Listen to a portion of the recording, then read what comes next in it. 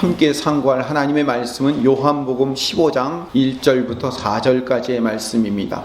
나는 참 포도나무요 내 아버지는 농부라. 무릇 내게 붙어 있어 열매를 맺지 아니하는 가지는 아버지께서 그것을 제거해 버리시고, 무릇 열매를 맺는 가지는 더 열매를 맺게 하려 하여 그것을 깨끗하게 하시느니라. 너희는 내가 일러준 말로 이미 깨끗하여졌으니 내 안에 거하라. 나도 너희 안에 거하리라. 가지가 포도나무에 붙어 있지 아니하면 스스로 열매를 맺을 수 없음 같이 너희도 내 안에 있지 아니하면 그러하리라. 아멘. 요한복음 15장은 우리가 소위 말하는 포도나무 장이라고 불리우는 장입니다. 고린도전서 13장이 사랑장이고 히브리서 11장이 믿음장이라면 요한복음 15장은 포도나무 장입니다. 왜 포도나무 장인가에 대해서 함께 이야기를 나누려고 합니다. 예수님께서 왜 당신 자신을 참 포도나무라고 말씀하셨는지 그것은 구약에 다 나와 있어요. 성경에 나와 있는 예수님의 모든 상징, 예수님의 모든 비유들은 사실 전부 다 구약에 있는 내용들을 예수님이 가지고 온 겁니다. 오늘 본문에 있는 예수님이 당신 자신을 참 포도나무다라고 이야기한 것도 사실은 구약에 있는 내용의 이야기들입니다. 그러면 참 포도나무가 구약에 어떻게 사용되었는지를 한번 알아보면 예수님이 왜 당신이 참 포도나무이셨는가를 알게 될 수 있습니다. 시편 80편 8절 말씀을 읽어보면 주께서 한 포도나무를 애굽에서 가져다가 민족들을 쫓아내시고 그것을 심으셨나이다. 시편 80편 8절 말씀은 출애굽의 그 모든 이야기를 한 줄로 요약해놨어요. 주께서 한 포도나무를, 여기서 포도나무는 누구를 이야기할까요? 이스라엘 백성들을 얘기하겠죠. 그렇죠? 주께서 이스라엘 백성들을 애굽에서 건져내셔서 그것을 가져다가 민족들, 가나안 7족속들을 다 쫓아내시고 그것을 가나안 땅에 심으셨나이다. 그 얘기예요. 그러니까 출애굽의 역사를 한 줄로 요약을 해놨잖아요. 그래서 이스라엘 백성들이 포도나무예요. 구약 성경에 나오는 포도나무는 이스라엘을 이야기하는 겁니다. 그리고 그 포도나무를 가꾸셔서 온 세상에 널리 퍼지게 만들 하나님의 계획과 약속이 있으셨어요. 그 계획과 약속이 9절부터 11절까지의 말씀입니다. 주께서 그 앞서 가꾸셨으므로 그 뿌리가 깊이 박혀서 땅에 가득하며 그 그늘이 산들을 가리고 그 가지는 하나님의 백향목 같으며 그 가지가 바닥까지 뻗고 넝쿨이 강까지 미쳤거늘. 지금 애굽에서 건져내신 포도나무를 가나안 땅에 심으셨고 그 가나안 땅에 심으신 포도나무 가지가 어떻게 뻗어나가냐고요? 9절을 다시 봅시다. 주님께서 그 포도나무를 가꾸셨대요. 가꾸시면 뿌리가 깊이 박혀서 땅에 가득하게 퍼진다는 거예요. 10절에 보니까 그늘이 산들을 가리고, 포도나무가 얼마나 커지냐면 그 포도나무의 그늘이 산을 가릴 정도로, 그리고 가지가 하나님의 백향목 같은 그런 큰 나무가 되는 거예요. 여러분, 포도나무 가지가 어떤지 아세요? 여기도 포도나무 제가 키우고 있는데 포도나무 가지는 요만해요. 원래는 포도나무 가지는 그렇게 가냘프고 얇아요. 그런데 포도나무 가지가 하나님이 기르시면 백향목 같아요. 백향목은 솔로몬 성전을 지을 때 쓰던 나무예요. 11절을 봅시다.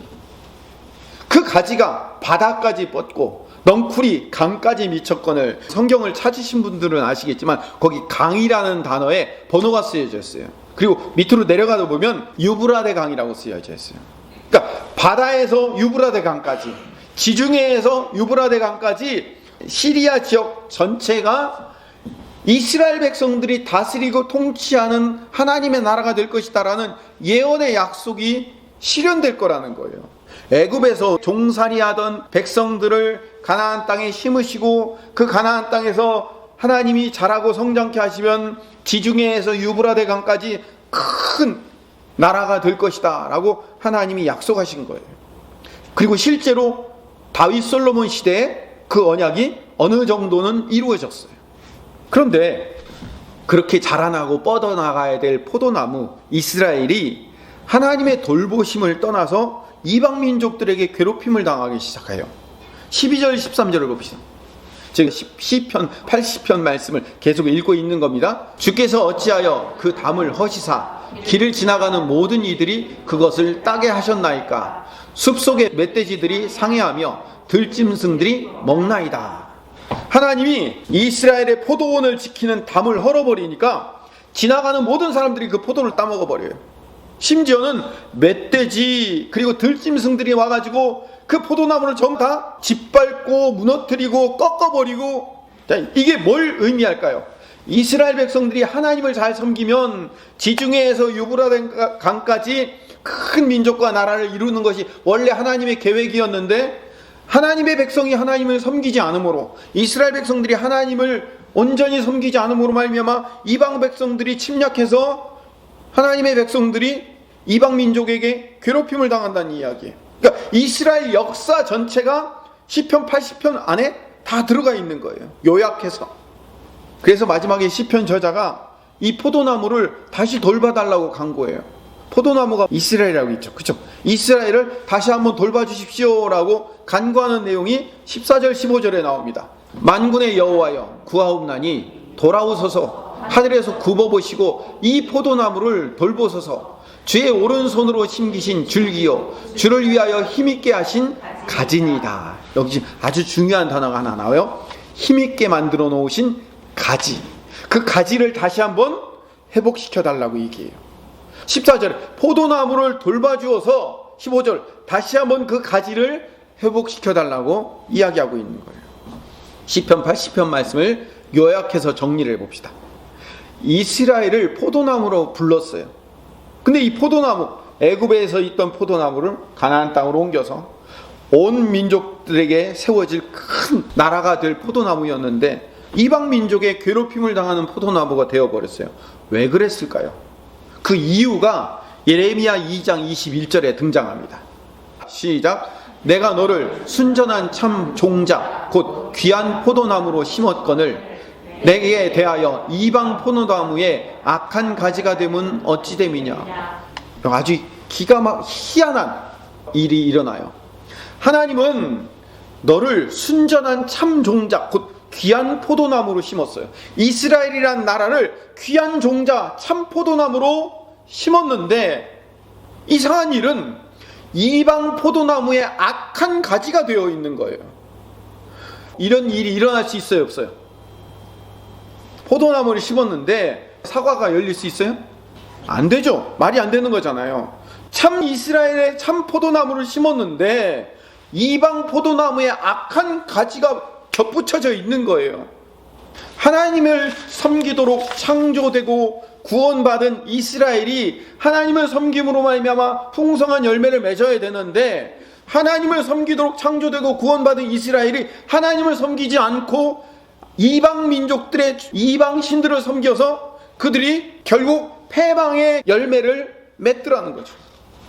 예수님도 마태복음 7장 17절 18절에 이렇게 말씀하셔요. 이와 같이 좋은 나무마다 아름다운 열매를 맺고 못된 나무가 나쁜 열매를 맺나니 좋은 나무가 나쁜 열매를 맺을 수 없고 못된 나무가 아름다운 열매를 맺을 수 없느니라. 예수님도 분명히 좋은 나무가 좋은 열매 맺고 나쁜 나무가 나쁜 열매를 맺는 것 당연하다, 이게 하나님의 법칙이다 라고 말씀하셨는데, 하나님이 좋은 나무를 분명히 아까 심었어요. 근데 나쁜 열매가 맞아요. 이방 나무에 악한 가지가 되어버렸어요. 말이 안 되는 결과가 이루어진 거란 말이에요. 그래서 예수님이 19절에 아름다운 열매를 맺지 아니하는 나무마다 찍혀 불에 던져지느라, 심판받는다는 거예요. 너무나도 당연하죠. 하나님이 좋은 종자, 좋은 포도나무를 심었어요. 그런데 이방 포도나무에 악한 가지가 되어 악한 열매를 맺었어요. 그럼 예수님의 말씀대로 하려면 아름다운 열매를 맺지 아니하는 나무는 찍혀 불에 던져야 돼요. 그래서 구약의 이스라엘 백성들은 실패한 거예요. 유대인들은 실패한 거예요. 왜? 하나님의 심판을 받아서. 분명히 참 포도나무 좋은 종자 심었는데 악한 열매 맺었으니까 심판당하고 끝났어요. 자, 그러면 하나님이 아까 시편 80편 14절 15절에 하나님께서 하나님이여 구하옵나니 돌아오셔서 다시 포도나무를 돌봐주십시오. 그리고 힘있는 가지로 다시 한번 만들어 주십시오라고 기도했잖아요. 하나님이 이 기도를 응답하시려면 좋은 종자였는데 악한 열매를 맺었으니까 그 포도나무는 심판받아서 불에 태워버려야 된다고 그랬죠. 그래서 하나님이 새롭게 만들어주신 방법이 오늘 본문의 이야기 요한복음 15장 1절 말씀이에요. 시작. 나는 참 포도나무요 내 아버지는 농부라. 농부이신 아버지가 새로운 참 포도나무를 심어주신 거예요. 예수님이 새 이스라엘이 되신 거예요. 이해 가십니까? 그러니까 요한복음 15장 1절 말씀 안에는 아주 짧은 나는 참 포도나무요 라는 단 두 단어이지만 이 안에는 어마어마한 구약과 신약과 구원의 비밀이 여기에 다 담겨져 있는 거예요. 구약은 실패했는데 하나님이 새로운 방법으로 새로운 구원의 길을 열어주셨습니다, 이 얘기예요. 그게 나는 참 포도나무예요. 나는 새 이스라엘이 되겠다는 거예요. 예수님이 십자가로 새 이스라엘을 새롭게 만드시겠다는 거예요. 그 새 이스라엘이 뭘까요? 교회예요. 교회가 새 이스라엘이에요. 여러분들이 그 교회의 새 가지들이 되었단 말이에요. 아버지 하나님께서, 농부이신 아버지가 참 포도나무를 새롭게 심어주는 방법으로 구원의 역사를 다시 한번 시작해 주신 거예요. 이게 시편 80편 14절 15절 말씀의 기도의 간구의 응답이 된 거예요. 그렇게 새로운 참 포도나무를 다시 심어주셨다면 그 가지인 우리 성도들은 어떻게 살아야 될까요? 옛 이스라엘 백성들처럼 살지 말고 새로운 이스라엘 백성들로 살아야 되며 새로운 가지로 살아야 되는 거예요. 새로운 가지로 어떻게 살아야 될까요? 15장 4절 말씀을 다시 한번 읽어봅시다. 시작.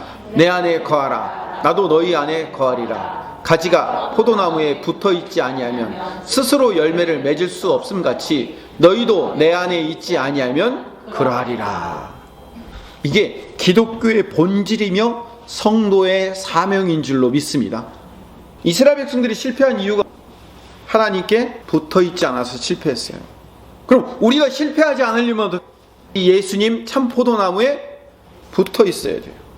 성도의 가장 큰 사명은 오늘 본문의 말씀대로 주님께 붙어 사는 거예요.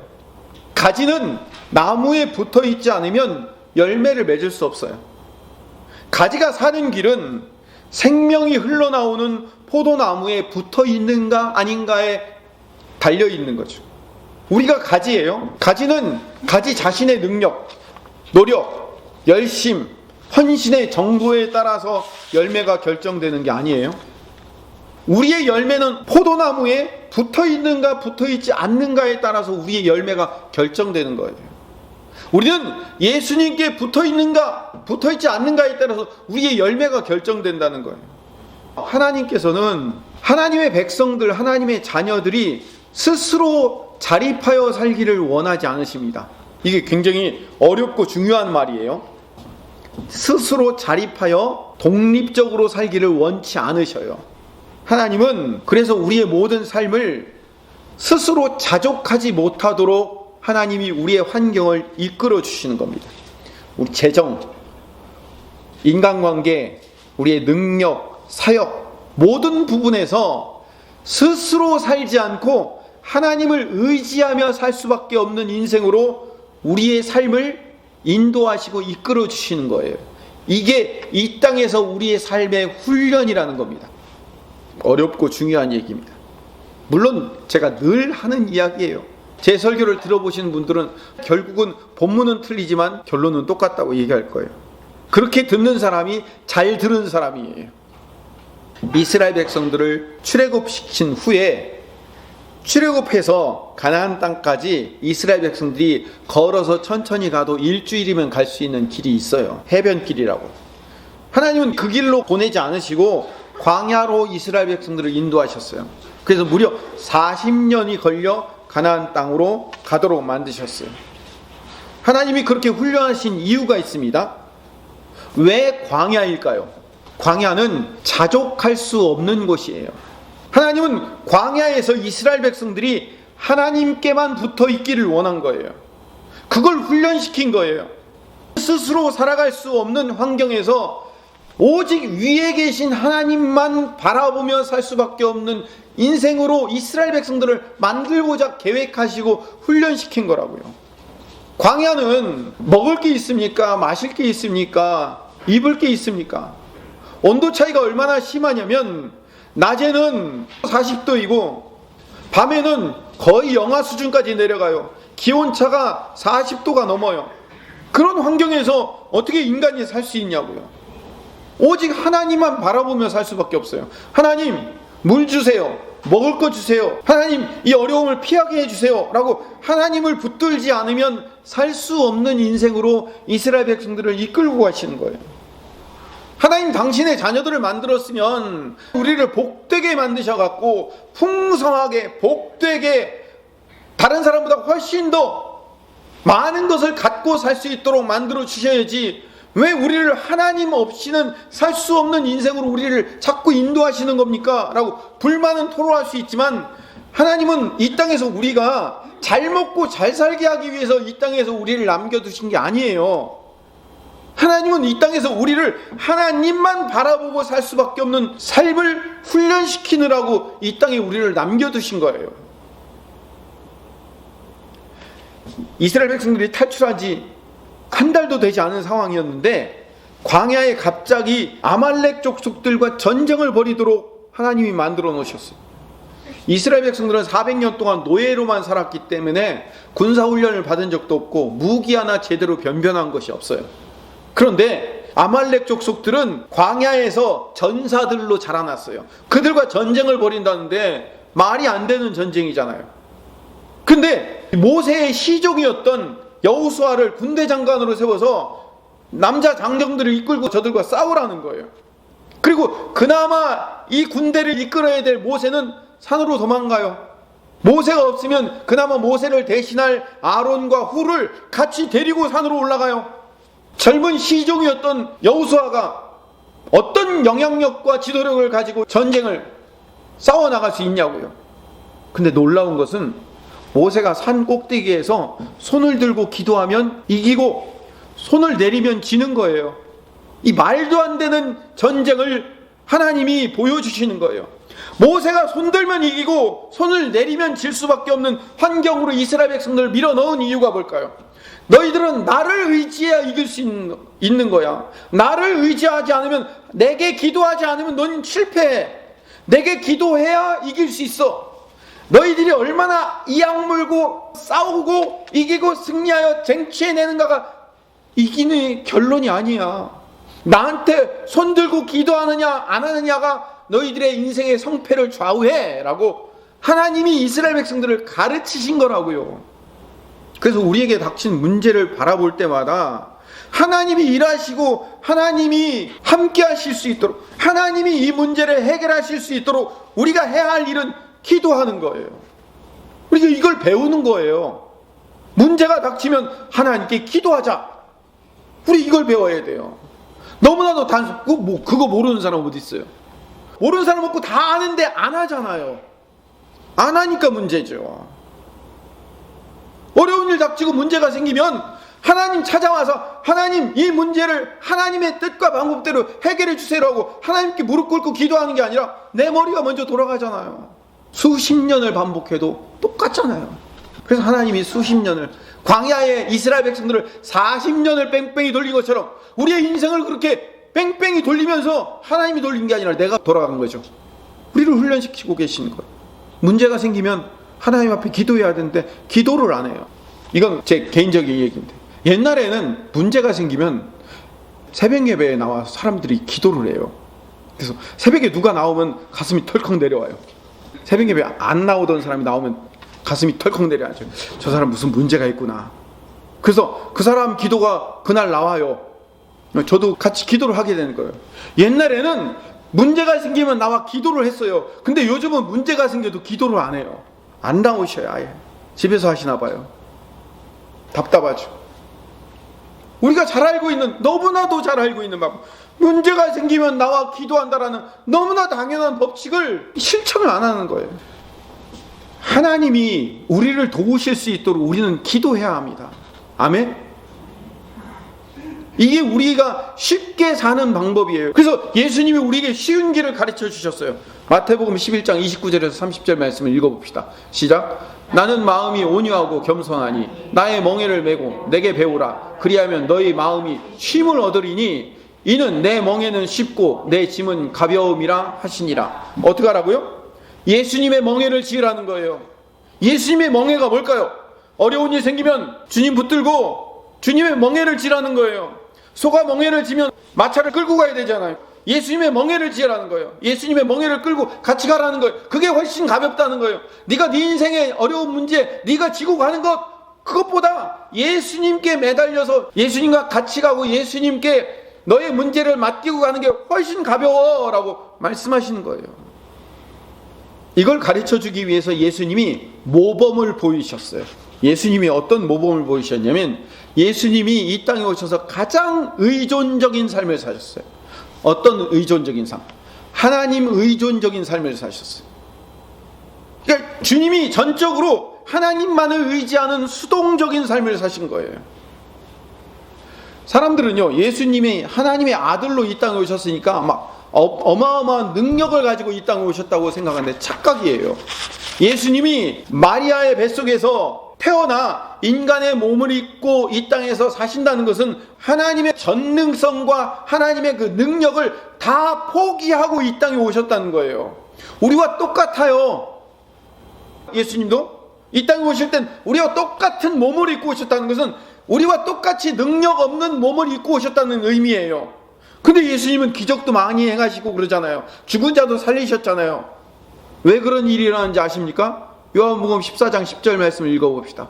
시작. 내가 아버지 안에 거하고 아버지는 내 안에 계신 것을 내가 믿지 아니하느냐? 내가 너희에게 이르는 말은 스스로 하는 것이 아니라 아버지께서 내 안에 계셔서 그의 일을 하시는 것이라. 아버지께서 내 안에 계셔서 나를 통하여 하나님이 일하고 계시는 거예요. 예수님은 껍데기예요, 껍데기. 누가 일하시는 거예요? 예수님 안에 계신 하나님이 능력을 행하고 하나님이 기적을 일으키고 하나님이 하신 거예요. 예수님은 그냥 하나님의 일하심을 드러내는 통로의 역할만 하신 거예요. 요한복음 9장 19절 말씀도 읽어봅시다. 시작. 그러므로 예수께서 그들에게 이르시되 내가 진실로 진실로 너희에게 이르노니 아들이 아버지께서 하시는 일을 보지 않고는 아무것도 스스로 할 수 없나니 아버지께서 행하시는 그것을 아들도 그와 같이 행하느니라.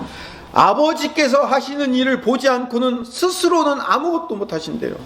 아무것도 안 하신대요. 오직 하나님 아버지가 하시는 일을 대신하는 사람, 대신하는 존재다라고 말씀하시는 거예요. 예수님은 그 안에 예수님이 세례받을 때 성령이 비둘기같이 임하셨죠. 예수님도 성령 받아서 예수님 안에 계신 성령이 일하신 거지 예수님이 일하신 게 아니라고요. 우리가 해야 할 일을, 우리가 해야 될 모델을 그대로 보여주신 거예요.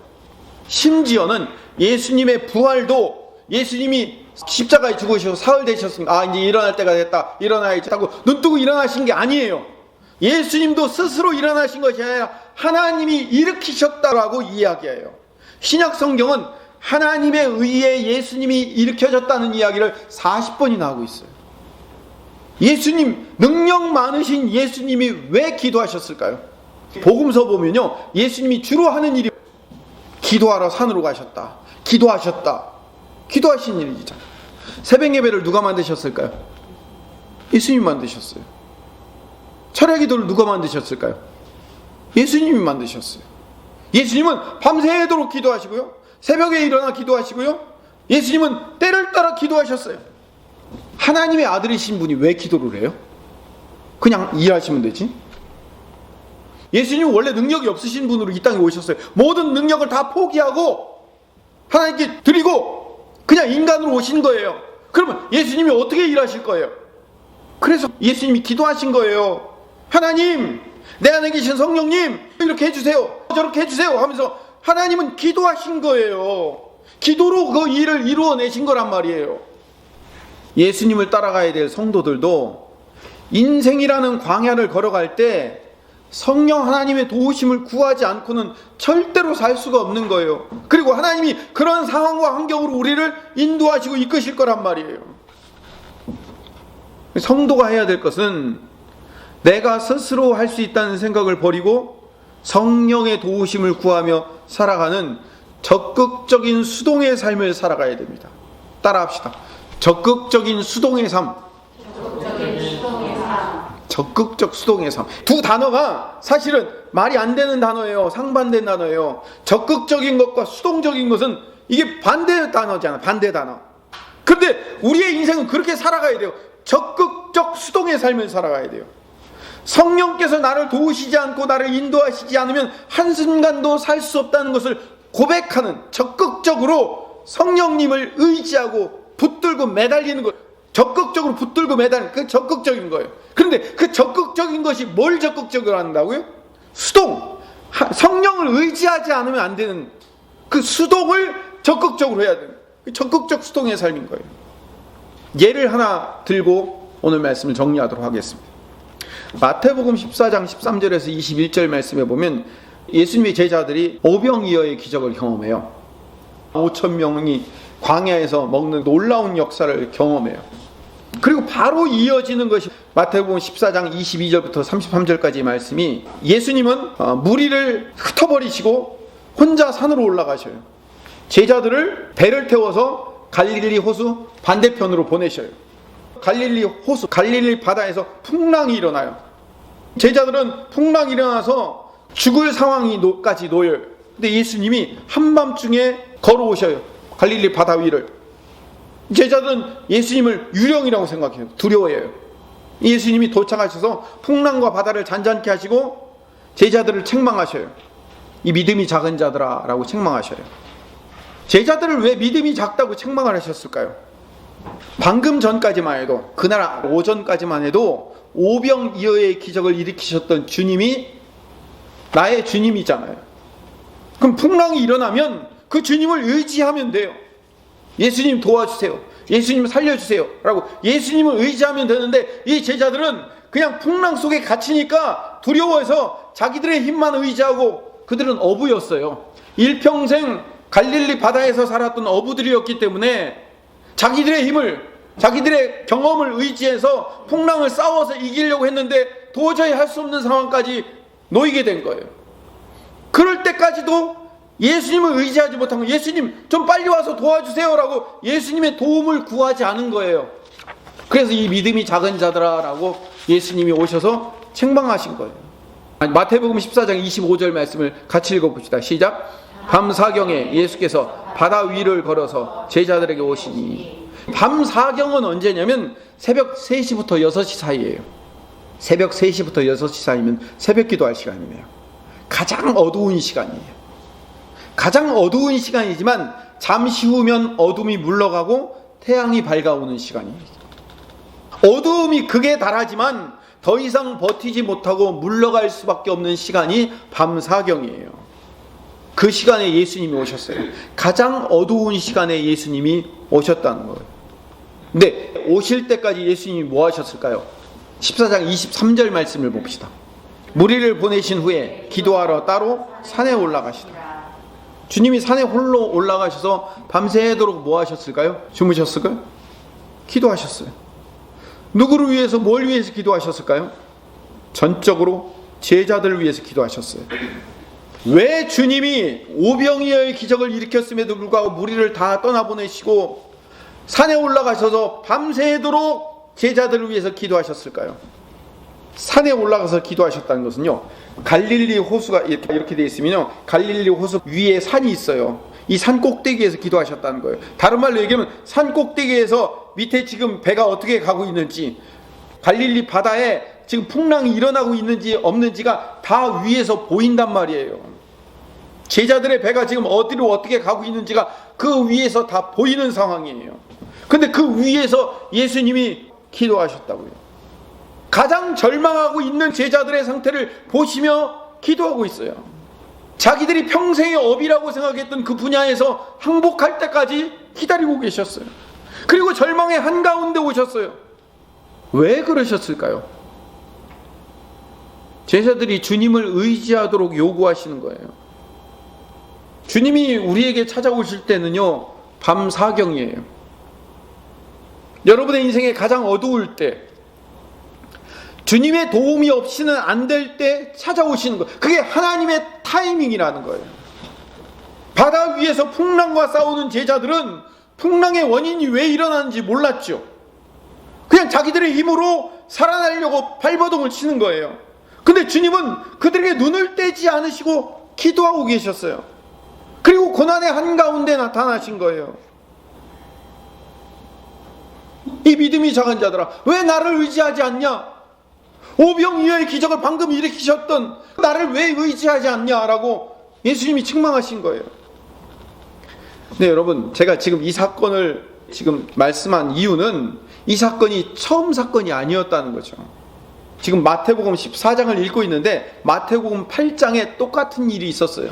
마태복음 8장 23절 말씀으로 27절까지 읽어볼까요? 배에 오르심에 제자들이 따랐더니 바다에 큰 놀이 일어나 배가 물결에 덮이게 되었을 때 예수께서는 주무시는지라 그 제자들이 나와 깨우며 이르되 주여 구원하소서 우리가 죽겠나이다. 예수께서 이르시되 어찌하여 무서워하느냐 믿음이 작은 자들아 하시고 곧 일어나사 바람과 바다를 꾸짖으시니 아주 잔잔하게 되거늘 그 사람들이 놀랍게 여겨 이르되 이가 어떤 사람이기에 바람과 바다도 순종하는가 하더라. 마태복음 8장에 이미 예수님이 배에서 주무시고 계시는데 풍랑이 일어났어요. 그때도 제자들이 책망받아요. 26절에 보니까 이 믿음이 작은 자들아. 그리고 14장에서도 똑같은 일이 일어나면서 이 믿음이 작은 자들아 라고 두 번이나 똑같은 상황에서 똑같이 책망을 받고 있는 거예요. 왜 제자들은 같은 풍랑 사건을 두 번 겪으면서 두 번이나 믿음이 작다는 이야기를 들을까요? 오늘 말씀의 결론입니다. 예수께서 제자들에게 두 번이나 믿음이 작다고 말씀하신 이유는 첫 번째, 주님을 깨워서 주님의 도우심을 구하지 못하고 자기들의 힘으로 어떻게 해보려다 하는 어리석은 노력을 책망하신 거예요.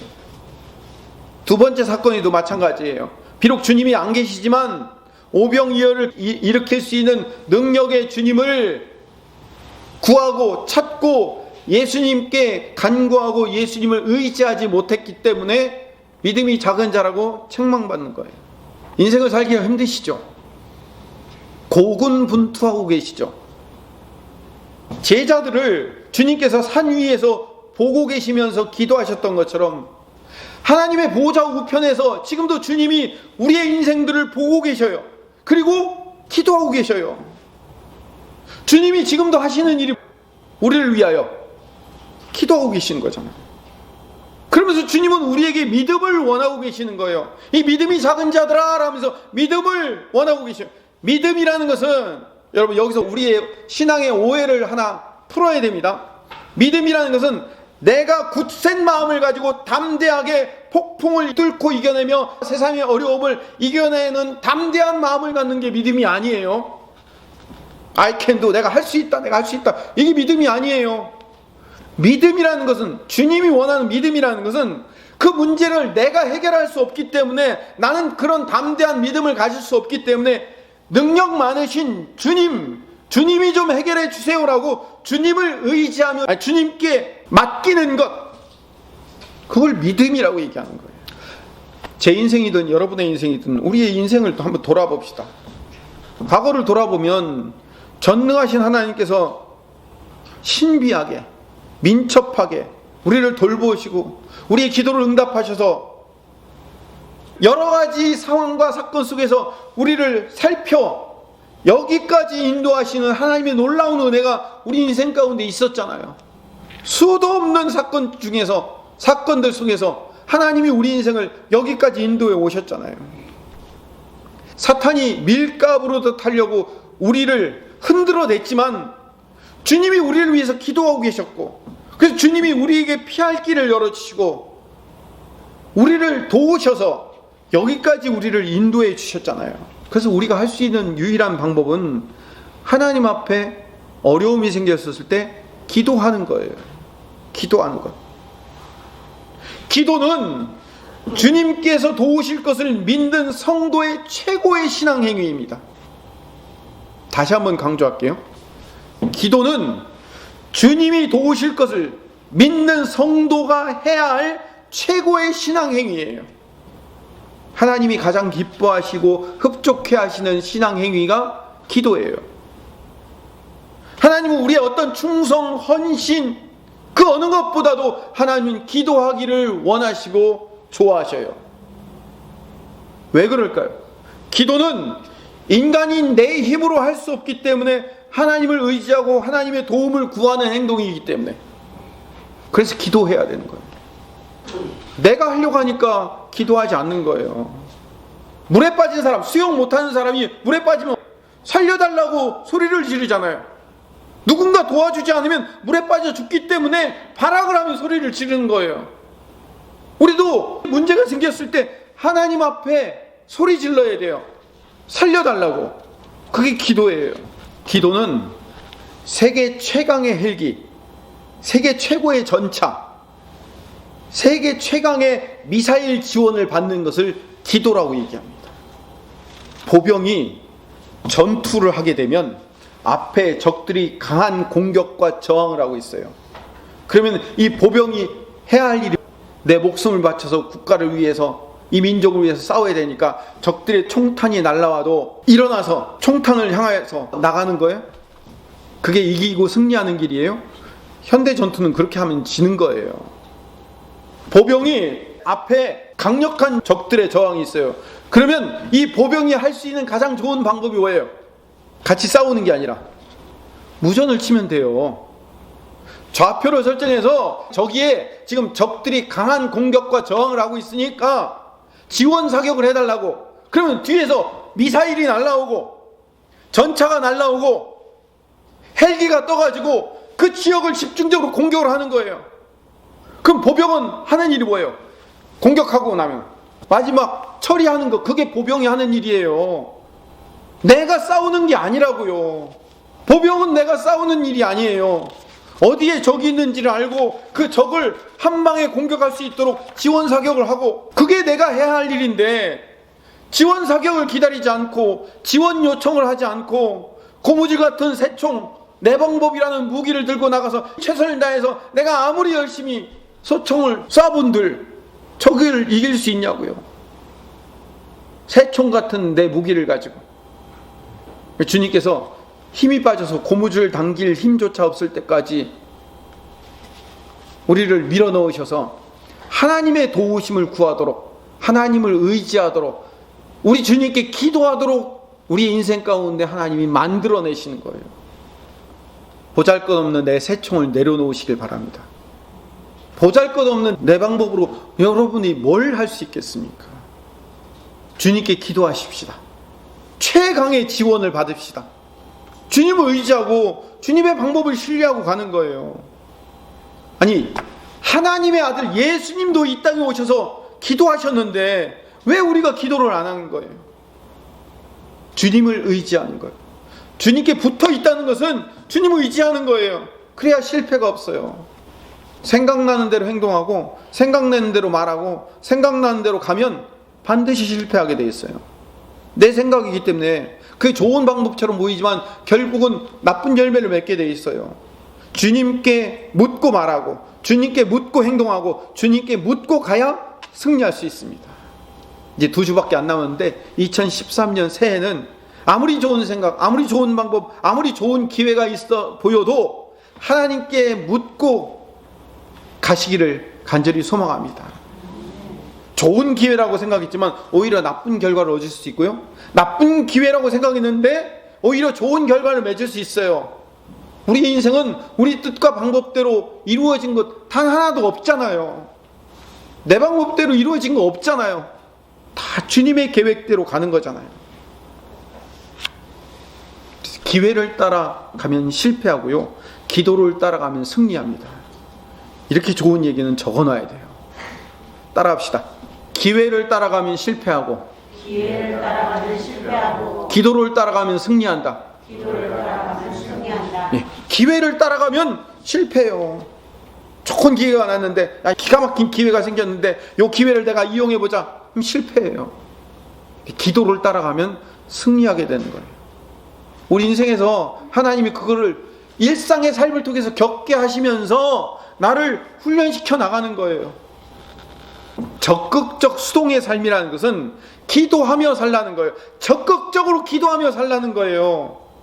기도보다 앞서지 말라는 거예요. 여러분, 적극적인 수동의 삶이라고 얘기하니까 감나무에서 감 떨어지길 기다리는 게으른 삶이나 어떻게 되겠지라고 생각하는 안일한 삶을 말하는 게 아니에요.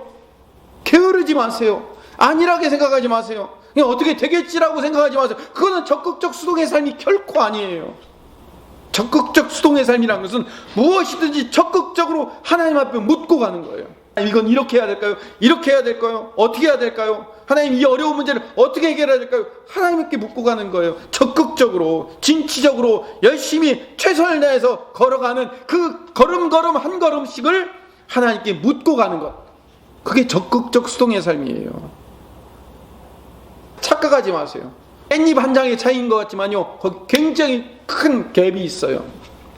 아니라고 나타나는 삶 속에선 결코 우리에게 열매도 없고 아무런 능력도 나타나지 않습니다. 기도하십시다. 기도보다 앞서지 않는 성도가 되시기를 간절히 소망합니다. 기도보다 앞서지 않는 길이 바로 예수님의 길이에요. 예수님께서 나와 함께 하시며 예수님과 같이 걸어가는 길이 뭔지 아시죠? 예수님 의지하는 길이에요. 우리 예수님의 길을 찬양하시면서 예수님과 함께 같이 걸어갑시다. 나와 함께 같이 가는 길을 같이 걸어갑시다. 주님을 의지하고 주님 신뢰하며 가면 그 길에서 주님이 우리에게 빛을 보여주시고 열매를 보여주실 거예요. 예수님의 길을 걸어가는 주의 백성들이 되시기를 간절히 소망합니다.